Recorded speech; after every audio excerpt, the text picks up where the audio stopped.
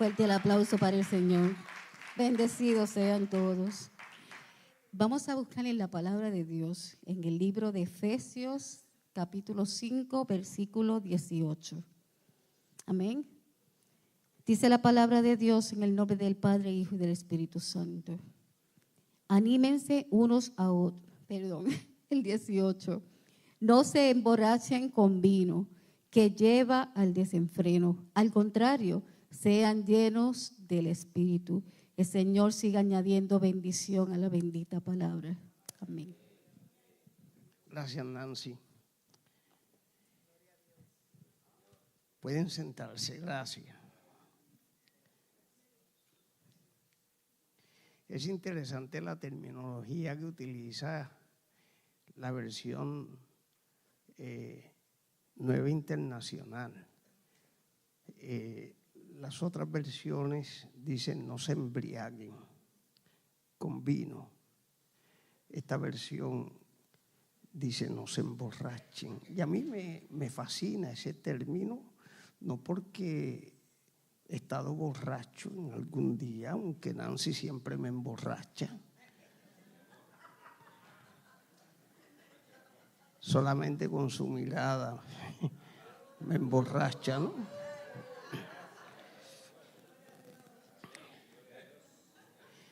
Y de hecho, ojalá que nadie aquí esté borracho. Pero es bien interesante los términos que usa la nueva versión en este verso en particular. Y usé este término o esta versión porque me parece que nos da una idea bien clara de lo que San Pablo está expresando. En toda la literatura de la historia humana, la Biblia es el libro más transformador.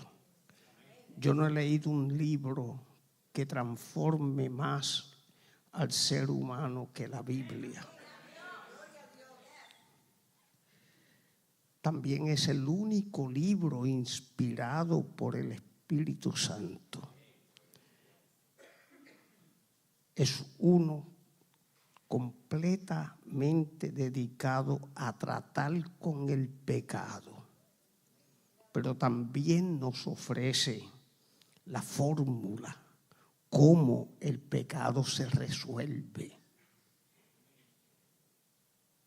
Es interesante cómo la Biblia define el pecado.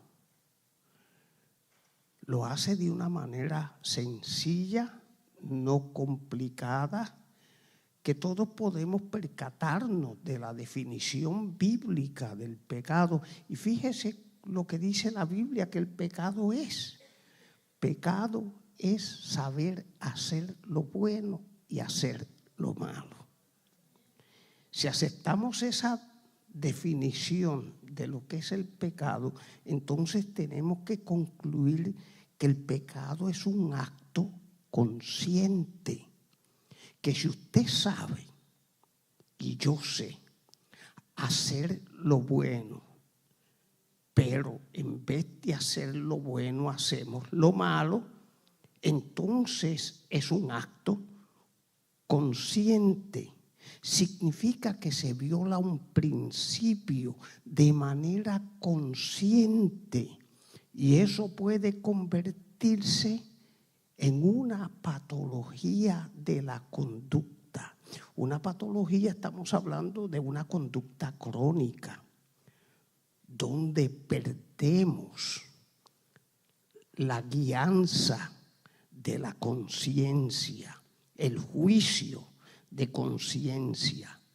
Es interesante la teoría de la estructura de la personalidad, que de hecho se conforma de tres instancias o tres estructuras psíquicas. Una de ellas es el ello. El ello es esa parte primitiva del ser. Y en esa etapa, en la etapa del ello, el estado consciente no está vigente. De hecho, el ello de por sí es dominado por el placer y el deseo. Lo que busca esa etapa primitiva es la gratificación. Así que en esa parte de la etapa primitiva del ser, la conciencia no está vigente. Pero qué interesante, porque todos tenemos una conciencia, pero una conciencia que se va formando, que no nacimos de una forma con la conciencia formada. Nacimos con conciencia, pero no con una conciencia desarrollada o formada. Entonces, en esa etapa, esa conciencia está ausente. Y luego tenemos, ahí ustedes lo ven, qué bien. Ahí ustedes ven que tenemos esa parte del ello. Luego tenemos esa parte del super yo. Y es interesante porque la parte del super yo, la influencia dominante son las normas sociales, pero también las normas divinas. Tenemos que ajustarnos a las normas. Si las normas no nos guían, entonces vivimos una vida desenfrenada. Y una vida desenfrenada es una vida sin orden.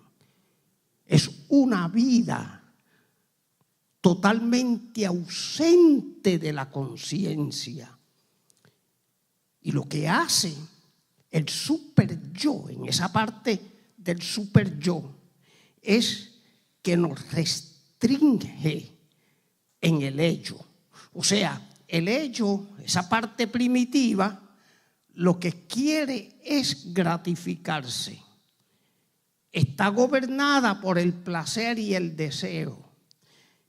Y el niño ve un objeto que tiene mamá sobre la mesa y lo quiere coger y lo puede romper.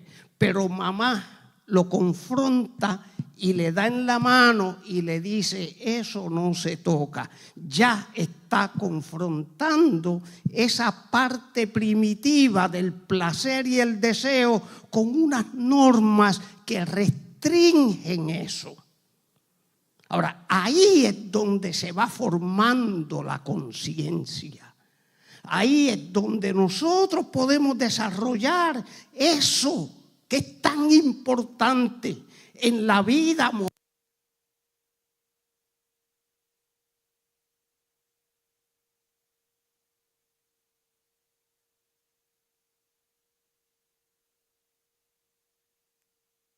Que es la unción.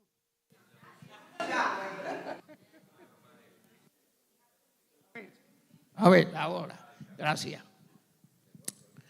Ahí es donde necesita la confrontación. Y qué bueno es tener una conciencia, ¿no? Pero tener una conciencia despierta, no dormida. Una conciencia que funcione. Una conciencia que nos ayude a no depravarnos, a no transgredir, a no violar principios, a no lastimar los códigos éticos, los códigos de valores que tenemos, valores espirituales, valores morales, valores de familia, valores sociales. Cuando la conciencia está activa, entonces nosotros somos seres saludables moralmente y espiritualmente. Porque esa conciencia la activa el Espíritu Santo cuando hay posibilidades de violar principios y de violar valores. Entonces el Espíritu Santo interviene y activa la conciencia, y la conciencia no nos permite caer en tentación. Isn't that great? Y hay gente que se queja de la conciencia, pero la conciencia es nuestra amiga, no es nuestra enemiga. Y ahí ustedes ven esa parte del ello, ven esa parte del super yo, pero luego ven el yo propio. Y el yo se construye de la lucha entre el super yo que restringe y el ello que quiere gratificarse. Entonces de ahí sale la personalidad saludable. Qué bueno es tener el Espíritu Santo, ¿no? Dice la Biblia que Él nos guiará a toda verdad y a toda justicia.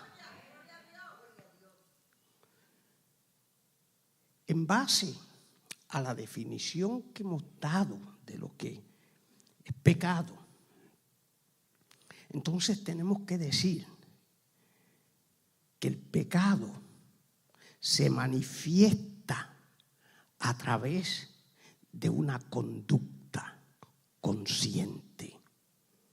Y el Salmo 51, para mí, es uno de los salmos que más nos puede enseñar sobre ese proceso tan importante.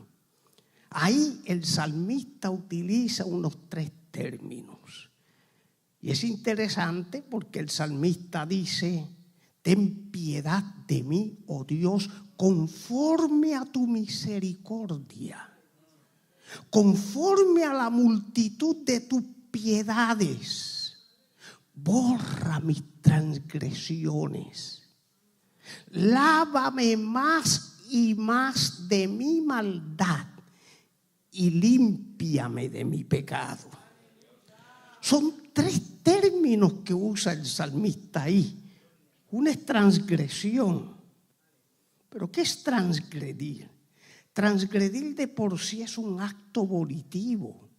Un acto volitivo se produce o se da cuando estamos conscientes de algo que no se debe hacer y nos da la gana de hacerlo. Es como ver un rótulo en una cerca, se dice así, ¿verdad? Una cerca que dice no traspase y nos da la gana de saltar por encima. Es un estado consciente. Transgredir, entonces, es una conducta que parte de la voluntad, pero de una voluntad consciente, que hay una prohibición que dice no lo hagas, pero al fin y al cabo quisimos violar y lo hicimos. Y cuando David escribe ese salmo, le escribe como resultado a una conducta desenfrenada que él tuvo, viendo a Betseba, sabiendo que nunca debería haber hecho eso, y la buscó. La trajo a su palacio y se acostó con ella. Y después mandó a matar a Urías prácticamente. Entonces David parte con una oración penitencial, pidiéndole a Dios misericordia, porque él sabe que violó un principio totalmente consciente de lo que estaba haciendo.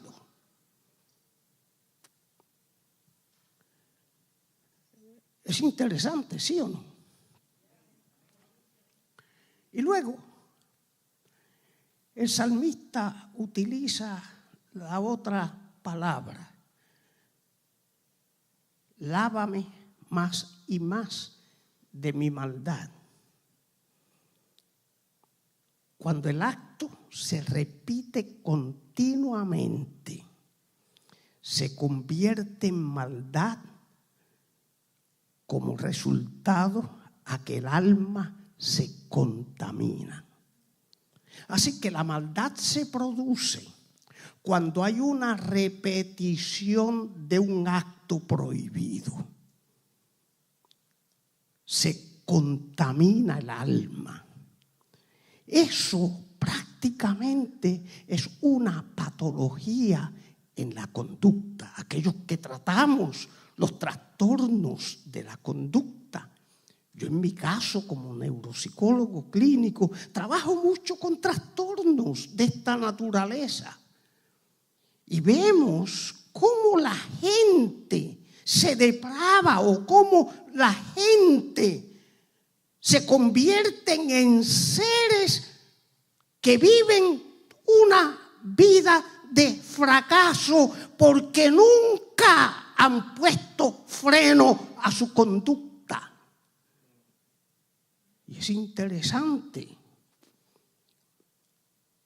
El término científico es psicópata, una psicopatología. El psicópata es un ser igual que nosotros, pero es un ser que ya su conciencia no le funciona. Tiene conciencia, pero ya no le funciona. La ha neutralizado, la ha matado, la ha destrozado. El término teológico, el término bíblico, es conciencia cauterizada. La conciencia cauterizada y psicopatología o psicópata es lo mismo desde el punto de vista de conducta. Lo que sucede es que uno es un término científico y el otro es un término teológico, pero en conducta es lo mismo. Una persona que tiene la conciencia cauterizada significa que ya su conciencia no está en función. ¿Pero qué significa eso? Desde una perspectiva de la espiritualidad, que el Espíritu Santo se apartó. Eso es serio. Significa que el Espíritu Santo trató tanto con ese ser humano que el Espíritu Santo dijo: ya se acabó. Estás solito. Ya yo no estoy ahí. Y si el Espíritu Santo ya no está, se desarrolla una patología en la conducta, porque el único que nos libra de toda maldad es el Espíritu Santo. Y si el Espíritu Santo está inactivo en nosotros y no funciona en nosotros, entonces no despertará nuestra conciencia. Así que cuando usted sienta culpa, dele gracias a Dios. Porque eso significa que el Espíritu Santo está activo. Cuando haga algo que es una violación a un principio y le dé lo mismo hacerlo que no hacerlo, significa peligro, porque el Espíritu Santo ya no está. Cada vez que el Espíritu Santo me confronta de alguna manera, yo le doy gracias a Dios porque está activo en mí.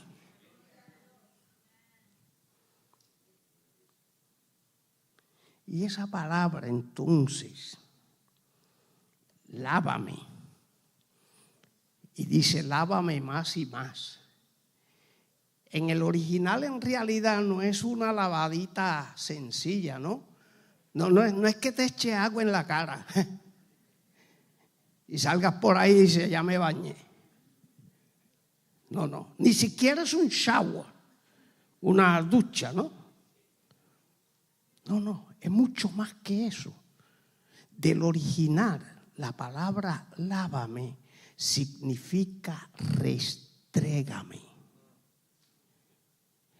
Y a mí me da por pensar en la técnica de lavandería de mi abuelita, doña Antonia. Doña Antonia era una morenita lindísima y yo salía a ella.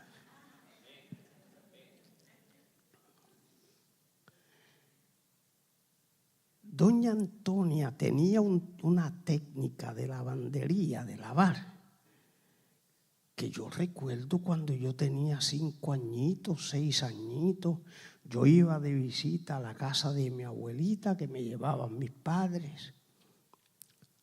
Y mi abuelita tenía una vasija, no sé cómo le llaman, una batea. Sí, pero era así, bien grande. Era una batea grande, ¿no? Grande. Y ahí mi abuelita echaba la ropa que iba a lavar.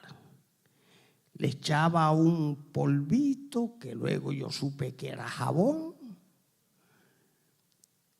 Y mi abuelita empezaba a darle estrujones a esa ropa como usted no tiene idea.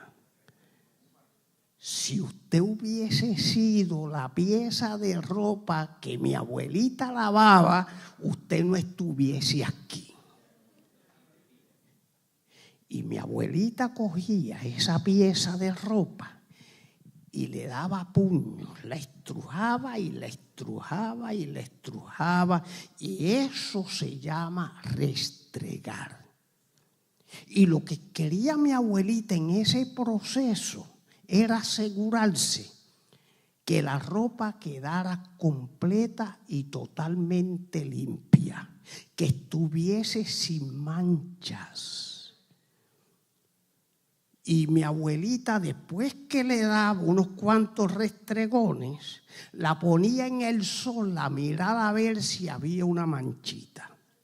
Y si había una manchita, usted podía estar seguro que mi abuelita volvía otra vez al mismo proceso y la pobre pieza de ropa no decía nada, pero cuando yo veía eso, yo decía, ojalá que mi abuelita no le dé por estrujarme a mí.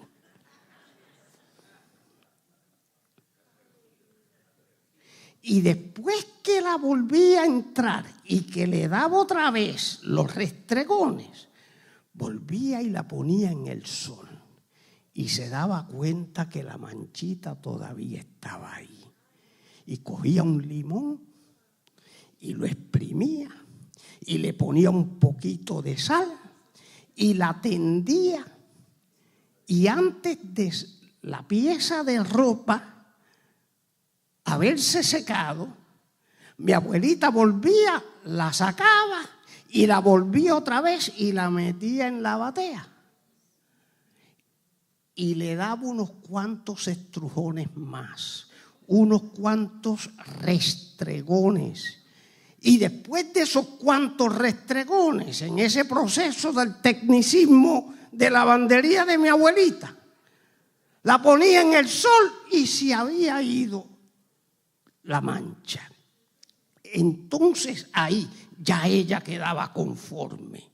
Lo que está diciendo David ahí es, mira, Dios, restrégame de una manera que si me quedase alguna manchita, tú me vuelvas otra vez a meter a la batea de tu sangre.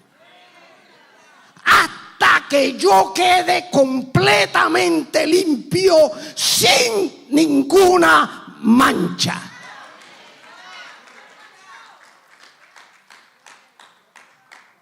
Y eso significa que ahora hay una conciencia limpia y ya mi conciencia no me juzga. Isn't that great?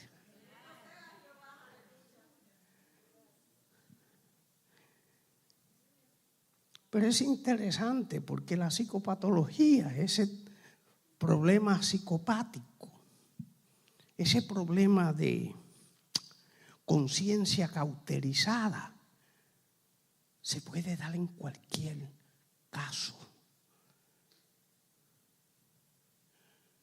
Esta mañana yo hablaba de BTK. ¿Alguien se acuerda de ese caso? Aquí en la Florida. BTK. De hecho, BTK, Nancy y yo vivíamos en Largo, para ese tiempo, en Largo, Florida. La oficina estaba en San Petersburg, pero vivíamos en Largo. Y BTK vivía como algunos 15 minutos de nosotros. BTK era un policía federal.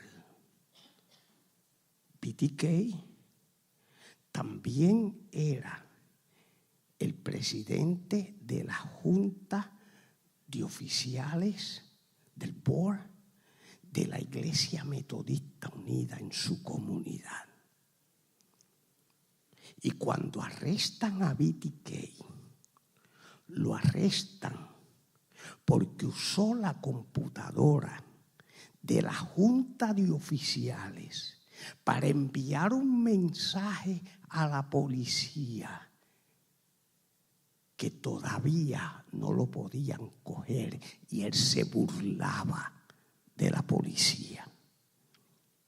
25 años estuvieron buscando al criminal y el criminal estaba entre ellos y con ellos. Se estima que mató más de 25 mujeres. BTK, de los primeros que le dio muerte, fue a una familia puertorriqueña de 4. Mató a la mamá, al papá y a 2 niños. Y siguió su camino. Y cuando estaban buscando al criminal, BTK se entraba dentro de la detective que buscaba a los criminales y él se hacía parte de la búsqueda. Fíjese la gravedad de una patología en la conducta.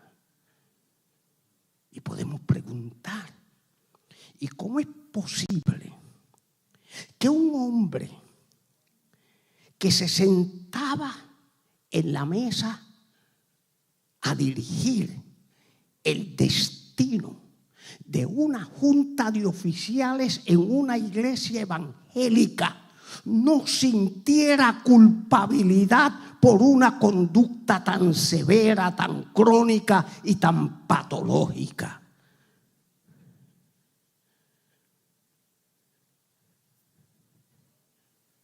Eso sucede cuando le decimos al Espíritu Santo, tranquilízate.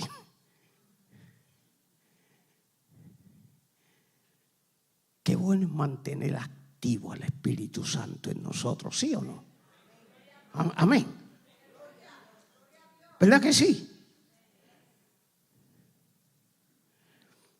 Y cuando arrestan a BTK, que hacen el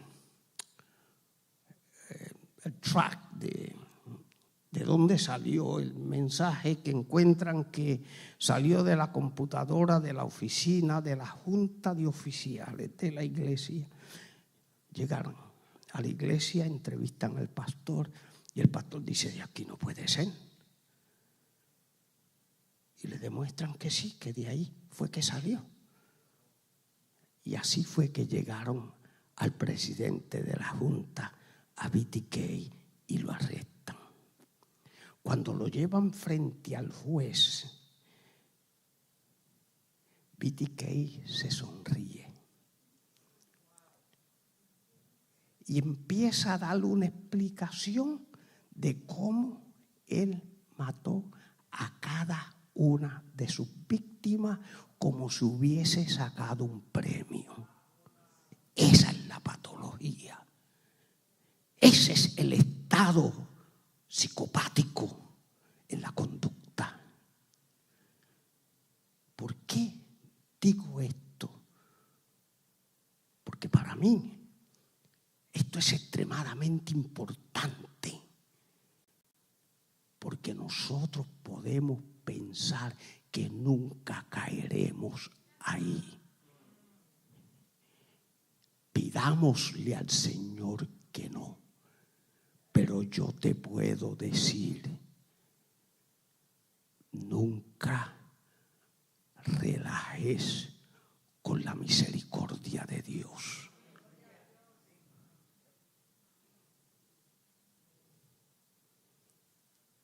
Cuando Dios habla a tu conciencia, cuando Dios despierta tu conciencia, la conciencia es la corte que Dios estableció en nuestro sistema neurológico, en nuestro cerebro.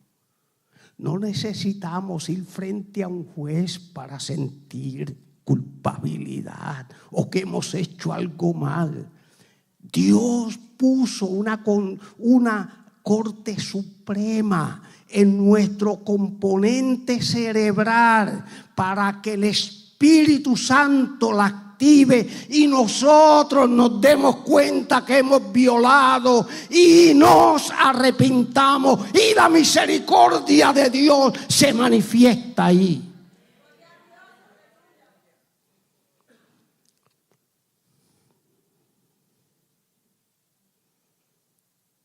Y desde luego la última palabra es pecado.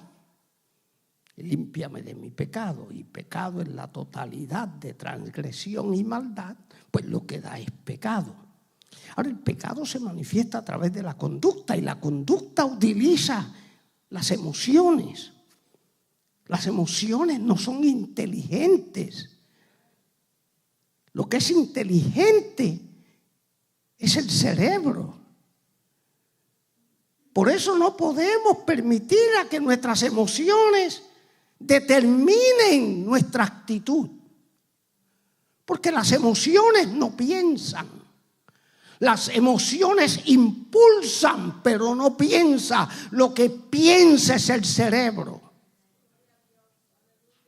Y Dios nos dio las emociones. Pero nos dio las emociones porque nos hace falta ser seres emocionales. Pero sobre las emociones nos dio un cerebro. Para que permitamos que el cerebro esté en función. Porque a través del cerebro es que Dios habla con nosotros. Eso es lo que Dios dirige. Amén. Sí. Incluyendo cuando leemos la palabra.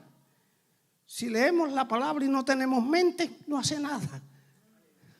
La palabra hace porque hay un proceso cognitivo que podemos entender lo que Dios nos está diciendo y produce un efecto.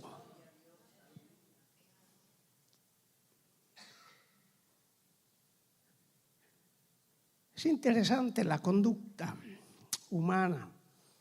Toda conducta tiene un origen.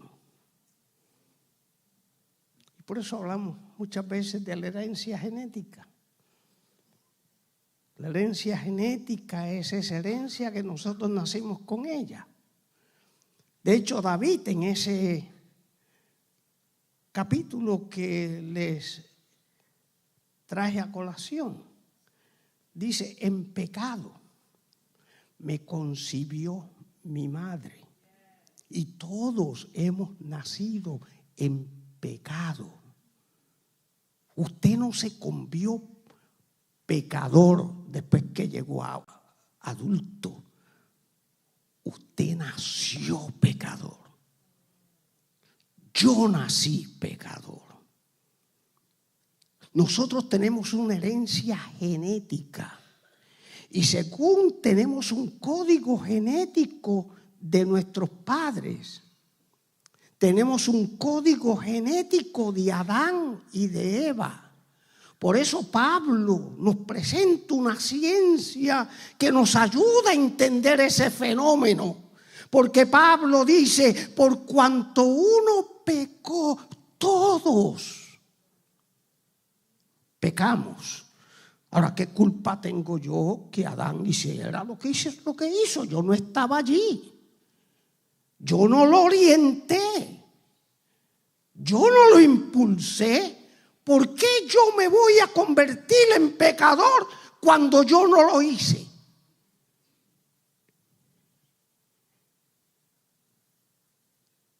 Pero lo heredé genéticamente. Por cuanto yo salí de un pecador, pecador soy. Así que no hay excusa. El hecho de ser buena gente no significa que no es pecador. Y eso yo lo entendí por muchos años atrás, desde mi niñez. Que hay una herencia genética. Pero qué interesante. Porque la misma Biblia que dice, por cuanto uno pecó, ya todos pecaron, dice también que por causa de la obediencia de uno, todos hemos sido justificados. Entonces, se aplicó otra herencia en nosotros. Y ahora, el ADN mío cambió. Ya yo no tengo el ADN de Adán. No way. Ahora yo tengo el ADN de Cristo.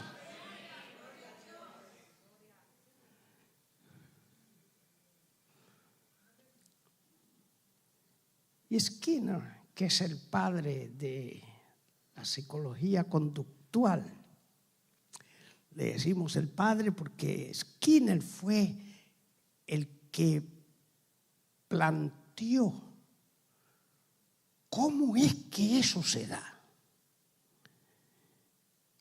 Y Skinner dijo que toda conducta es predecible. Así que cuando vemos a una persona conducirse y desarrollar un patrón conductual, sabemos qué es lo que va a dar. No tenemos que ser profetas para saber cómo una persona que tiene un patrón de conducta va a conducirse el mes que viene.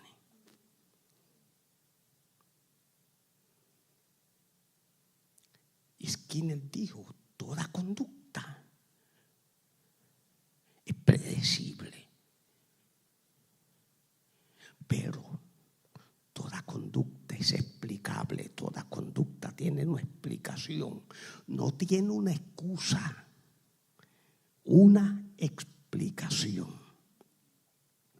Y es interesante porque mucha gente se excusan cuando hacen algo indebido. Y yo siempre hago una diferencia entre lo que es excusa y lo que es razón. Si de verdad hay una razón, ya no es excusa. Excusa es cuando no hay razón. Entonces la excusa es otra manera de mentir.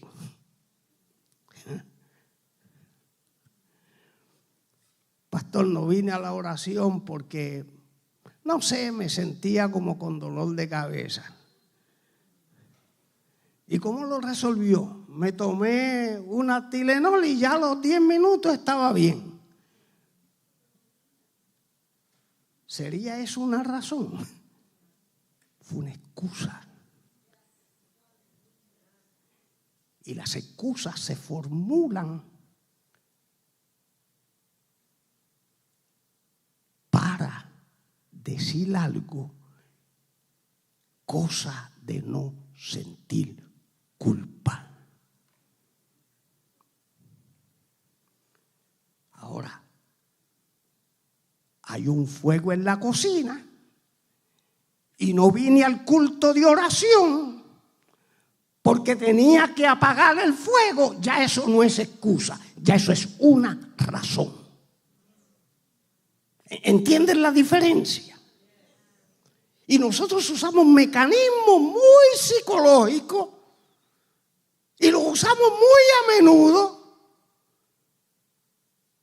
y nos fugamos de nuestra propia realidad y nuestra propia verdad.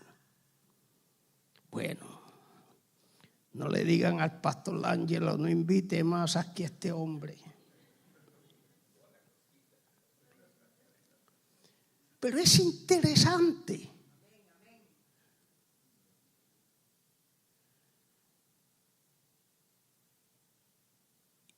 Y lo otro que dijo Skinner es, según toda conducta es predecible y es explicable, toda conducta es modificable. ¡Wow! ¿Qué significa eso? Que no hay nada que no se pueda modificar. Todo puede cambiar. Y si tú y yo no lo podemos hacer, yo te garantizo que Dios puede.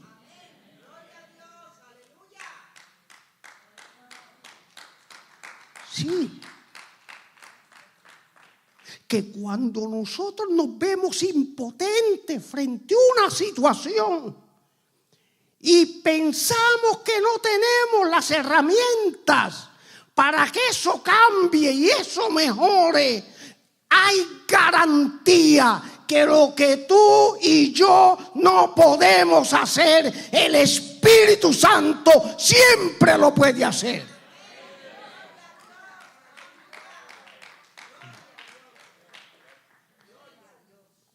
Esta mañana hablaba de un joven. Para ese tiempo yo trabajé en el Estado, en el sistema correccional del Estado, en el área forense. Es una de las especialidades que he trabajado por años. Lo usa más bien el sistema jurídico, el sistema correccional. Y trabajaba en un hospital que se llama Mariwan State Hospital.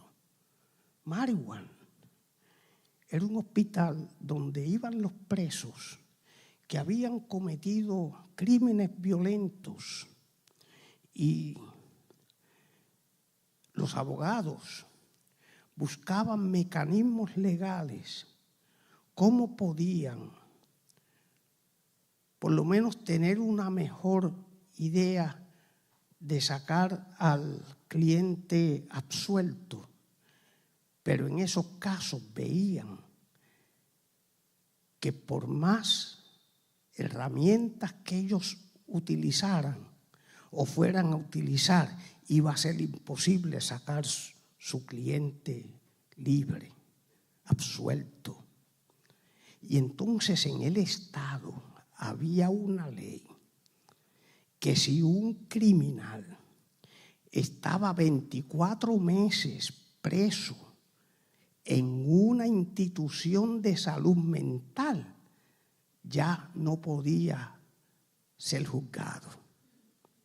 Entonces los crímenes que eran difíciles para los abogados trabajar, los criminalistas aconsejaban al cliente: hazte el loco, esta es tu mejor opción. El trabajo del forense era probar que no estaba loco. Y esa era una de las labores más difíciles, porque a veces parecía que el criminal era yo cuando me sentaba en la silla.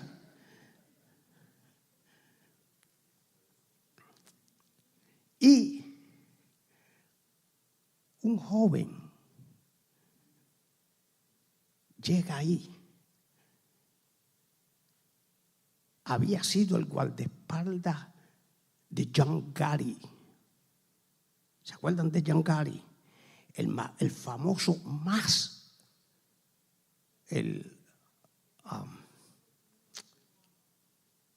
presidente o el director, como le llamen, de la mafia italiana más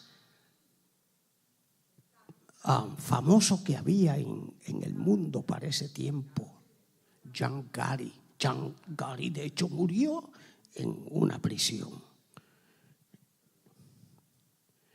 Y este joven era guardaespaldas de él.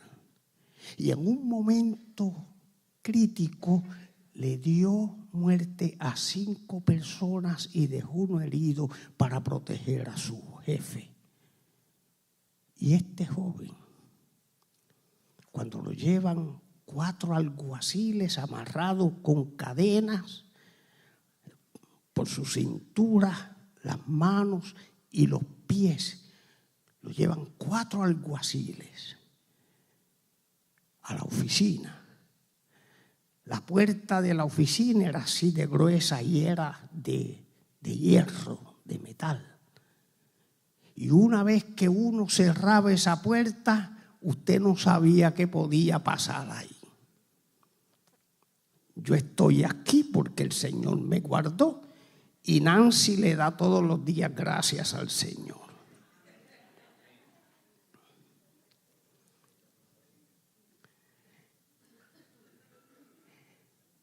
Y traen a este joven. Y empezamos un proceso evaluativo. Y de momento este joven dispara una palabra que me prendió el bombillo de ministro evangélico. Y me dice: doctor, mi hermana es cristiana y me dijo que las posibilidades de esto ocurrirme eran bien elevadas, que me convirtiera a Jesús, y yo la desprecié. Y aquí estoy ahora. Y ahí me dio la oportunidad a mí a dejar lo que estaba haciendo y ponerme el sombrero de ministro evangélico. Y yo empiezo a dejarle saber lo que eran las misericordias de Dios. Y de hecho el Salmo 51 se lo leo y le explico la historia de ese salmo. Y le digo: el Señor puede perdonarte si tú le pides perdón. Ese muchacho sale de la silla, cae de rodillas, levanta sus manos como pudo, amarrado así con cadenas, y empieza a gritar, a decir: Dios mío, perdóname, perdóname, perdóname. Y los alguaciles que estaban fuera pensaron que me estaba atacando. Y abren la puerta y lo que se percatan es de un preso que era peligroso, de rodillas, gritándole a Dios por perdón. Cerraron la puerta y lo dejaron tranquilo. Ahí conoció a Jesús. Y ahí el Señor empezó a manifestarse en él. Y empezó a estudiar las Escrituras a través de correspondencia. Y una vez se manifiestan unos espíritus demoníacos en la institución. A las 2 de la mañana llaman al jefe y le explican lo que está pasando en el sistema correccional en esa institución. Y el jefe tenía un conocimiento y le dice: ustedes no van a poder resolver eso. Vayan a la celda número tal y busquen el preso que está allí, porque esto ustedes no lo pueden resolver, él lo va a resolver. Y el preso de esa celda era el joven que se rindió a Jesús, Ellos vienen, lo buscan, empiezan a abrir la celda. El muchacho entra a la celda, pone las manos sobre los endemoniados, caían al piso y se iban los demonios.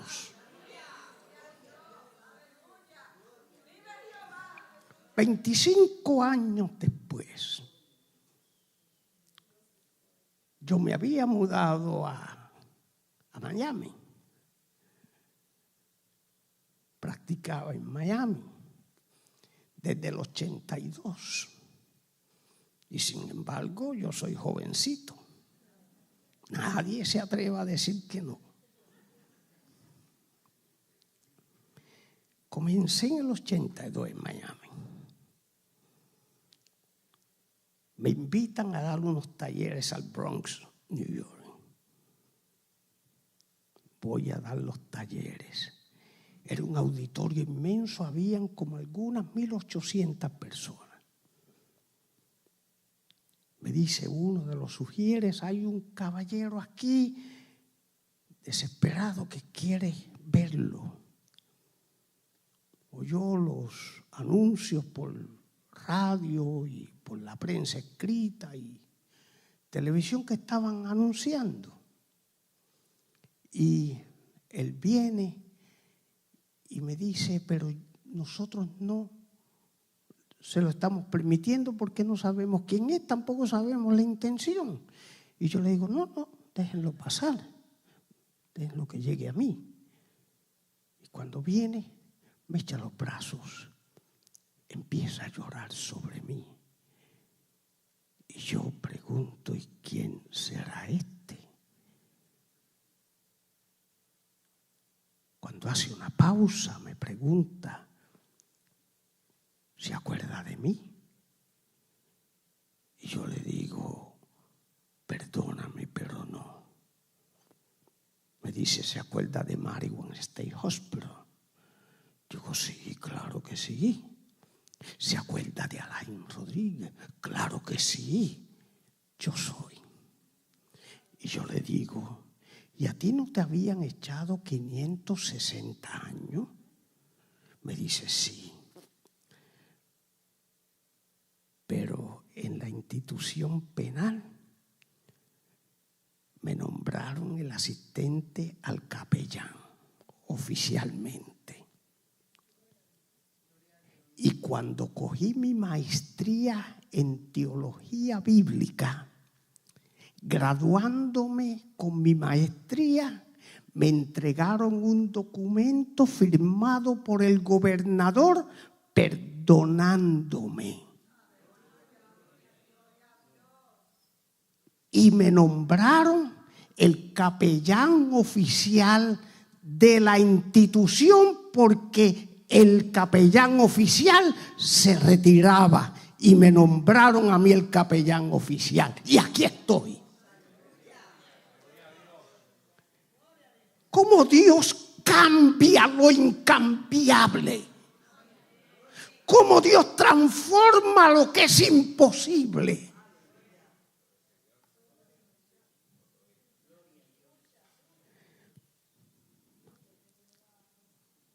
Déjenme explicarle un poco sobre la tesis de Efesios 5:18. Yo entendí este verso cuando estudiaba una de mis especialidades en el área de la neurociencia cognitiva y de la adiccionología, para tratar los trastornos que eran productos del sistema neurológico y los trastornos adictivos. Y ahí fue donde yo entendí este verso. Porque yo encontraba muy extraño que el apóstol San Pablo hiciera una comparación entre el alcohol y el Espíritu Santo. Y yo me preguntaba, ¿Cómo es posible que San Pablo hiciera una comparación del Espíritu Santo con el alcohol? ¿Qué relación tiene el Espíritu Santo y el alcohol? La palabra clave aquí es control. Porque lo que produce equilibrio es el control. Perdemos el control, perdemos el equilibrio.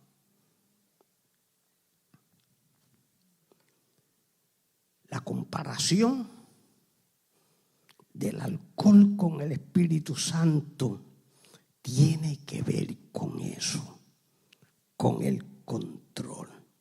Permítame decirle que el alcohol descontrola la personalidad. Y de hecho, no es difícil percibir que una persona está bajo los efectos del alcohol, ¿cierto? Se ve de lejos, ¿no? Porque el alcohol interfiere con el proceso mental. De hecho, está científicamente establecido que 3% de alcohol en el sistema cerebral, la persona no es la misma persona. Afecta sus facultades pensantes, afecta su capacidad reflexiva, produce cambios en su personalidad. La manera de hablar cambia. Usted se da cuenta cuando está hablando con una persona que está bajo la influencia del alcohol, cómo verbaliza, cómo expresa los movimientos, inclusive físicos. ¿Se da cuenta? La manera que camina, bambaleándose. Y algunos se caen, ¿no? Y se dan golpes. Yo nunca he tenido una experiencia de esa naturaleza. De hecho, yo nunca he usado el alcohol y nunca usé el cigarrillo, porque yo nací en una cuna cristiana y he estado en el Evangelio toda mi vida desde nacimiento. Y yo le doy gracias a Dios por haberme conservado en sus manos poderosas. Y de hecho tenía un amiguito en la high school, que luego fuimos a la universidad juntos, comenzamos juntos, y le llamaban Goldie. Goldie porque era bien gordito, muchacho muy bien parecido, no tanto como yo, pero era bien parecido. Y Goldie era uno de los hijos ricos. Su padre era multimillonario.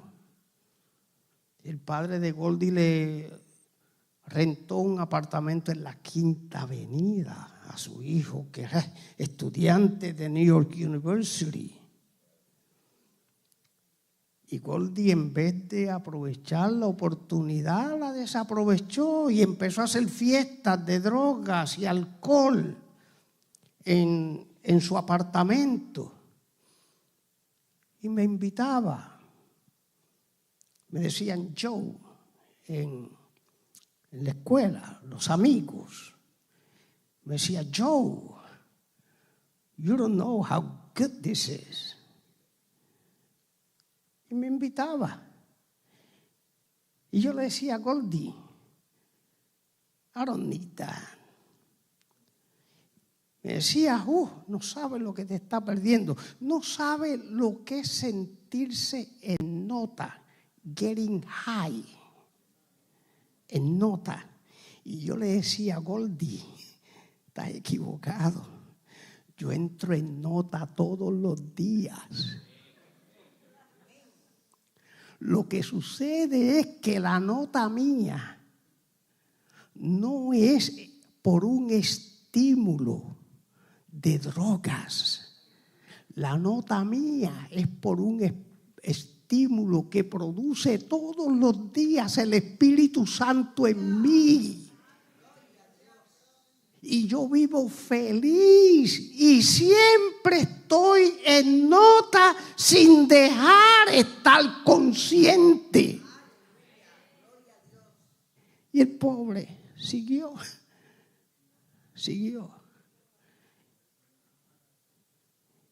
Y se depravó al punto donde si está vivo, está preso. Le echaron 100 años de prisión.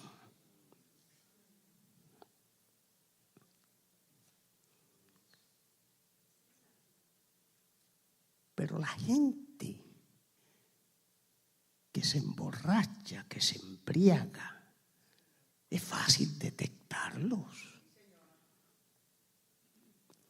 Una de las cosas que Nancy me dice, cuando yo estaba estudiando esto, me dice Nancy, y fíjate, es fácil ver la gente que están bajo los efectos del alcohol por la manera como caminan. Se van para todos lados, ¿no? Se bambalean, se dice, ¿verdad? Pierden el balance, pierden el equilibrio, ¿no? Hay unos factores a nivel neurológico que están bien afectados. Pero, me dice Nancy, pero a la misma vez, los que están caminando bajo el Espíritu Santo también es fácil distinguirlos. Qué interesante. Pablo dice, ya no se emborrachen con el alcohol, que produce unos cambios en el sistema cerebral, en el sistema neurológico, que produce unas desventajas en todas las áreas de la vida. De hecho, influye a cambios en sus facultades mentales y en la conducta. Cada vez que una persona se embriaga, destruye aproximadamente 10.000 neuronas del cerebro. Cada vez que lo hace. Claro, tenemos de 86 a 100 billones de neuronas en el cerebro. Pero si una persona viene matando 10.000 neuronas del cerebro una vez por semana y lo viene haciendo por 15, 20 años, ya usted sabe que esa persona es propensa a una enfermedad neurológica. Que las posibilidades del Alzheimer son mucho más elevadas.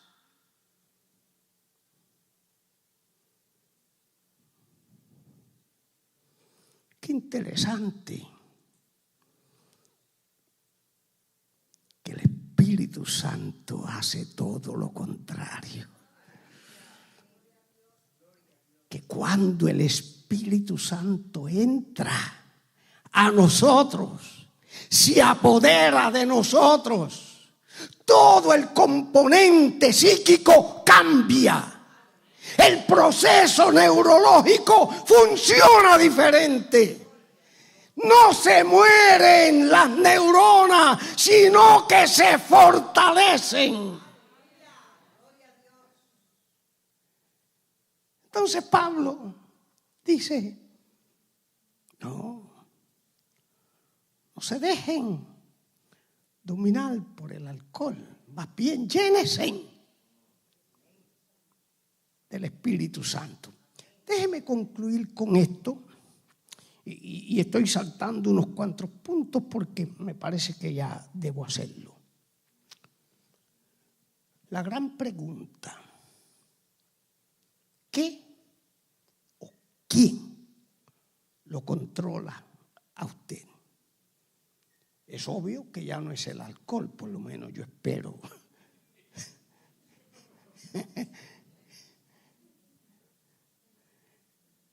Que no sea el alcohol. Pero eso no significa que no hayamos cogido otros sustitutos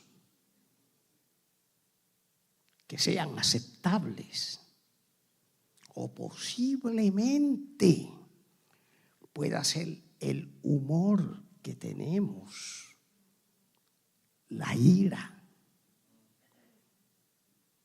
en algunos casos la arrogancia, en otros el trabajo. Hay gente que son workaholics. La vida de ellos es el trabajo.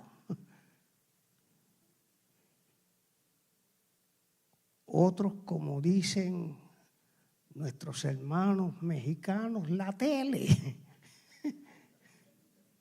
Tiene el control. O Facebook.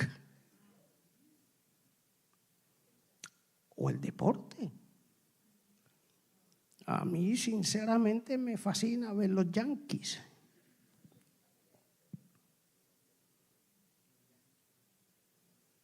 Pero cuando nos controla, se vuelven otra cosa. Algunos la comida, hay gente que come sin hambre. ¿Por qué? Le fascina la comida. Y a veces son controlados por la comida. Y yo en eso tengo mucho cuidado. Si no, pregúntele al doctor la importancia que es tener esa disciplina.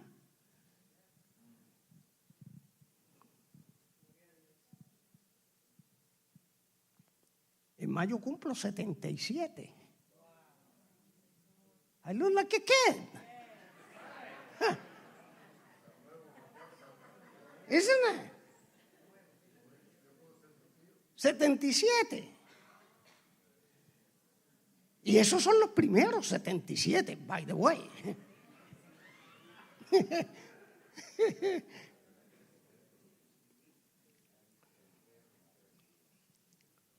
Pero me cuido. Yo vine aquí a vivir. Yo no estoy interesado en llegar al cielo todavía. No. Aquí yo hago falta. ¿Es así o no es así? Sí. Y de hecho, si yo veo a la señora muerte por ahí, lo voy a enviar a uno de ustedes. No a mí.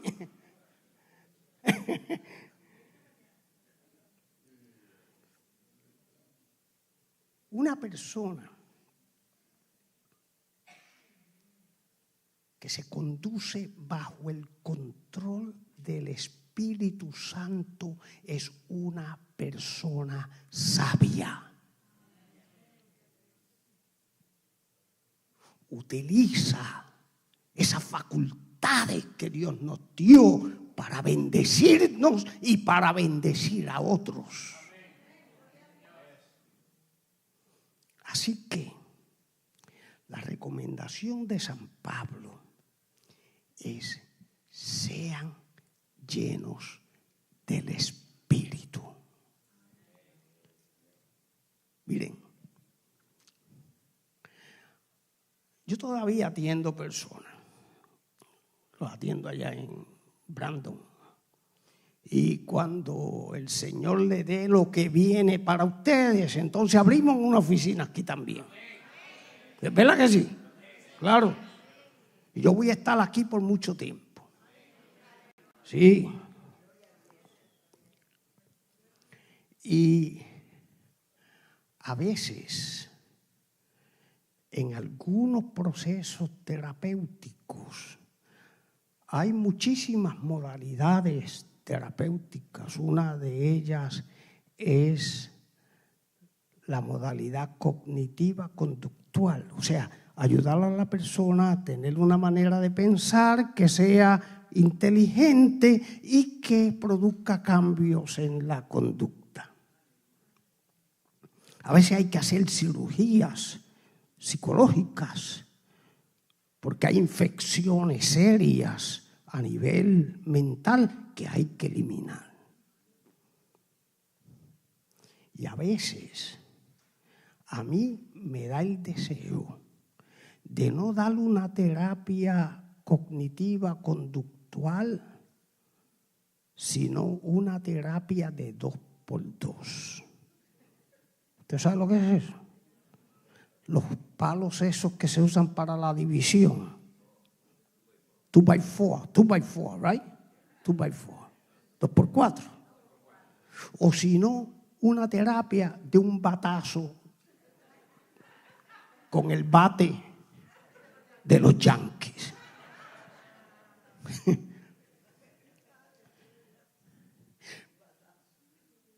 Pero qué bueno es tener el control del Espíritu Santo.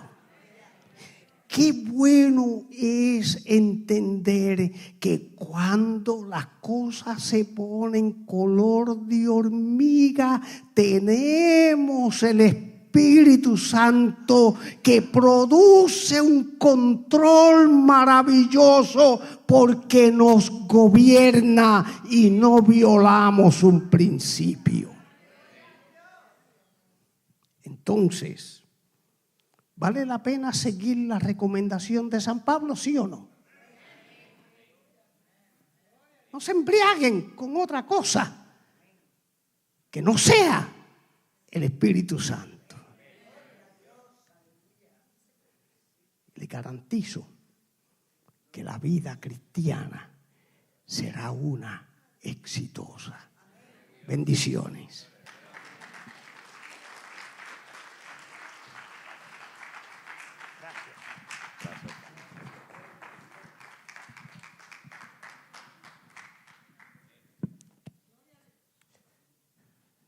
Mientras el grupo se va preparando, quiero que te pongas sobre tus pies.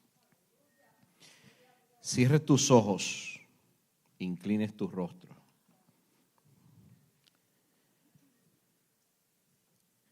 El Señor, a través del doctor Lectoro, pastor,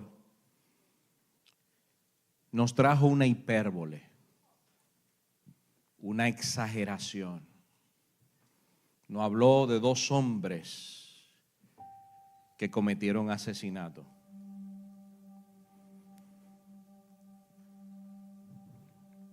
Tal vez tú no has cometido directamente un asesinato, pero hay asesinatos que nosotros cometemos contra nuestra esposa, contra nuestro esposo, a veces contra nuestros hijos, a veces contra nuestro compañero de trabajo. ¿Qué nos está trayendo el Señor hoy? ¿Quién dirige tu yo? ¿Te crees perfecto? ¿Te crees que lo sabes todo? Detrás de una gran exageración hay una gran verdad. No sé quién está dirigiendo tu vida, ni de qué forma la está dirigiendo, pero Dios nos acaba de decir hoy: móntate en la tabla para estrujarte. Y lo entiendo perfectamente porque mis abuelos tenían una lavandería. Y cuando estaban lavando la ropa, en esa tabla había que estrujar la ropa. Yo no sé qué es lo que te detiene para hacer lo que tú tienes que hacer, en la obra del Señor. Pero Dios quiere que te montes en esta tabla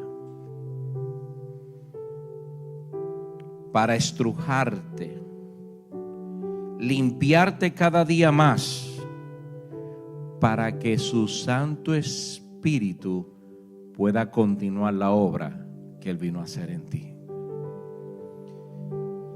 Mientras el grupo de alabanza canta esto, el altar está abierto, no para los asesinos. Y si hay aquí, hoy es el día que Dios te tiene que liberar.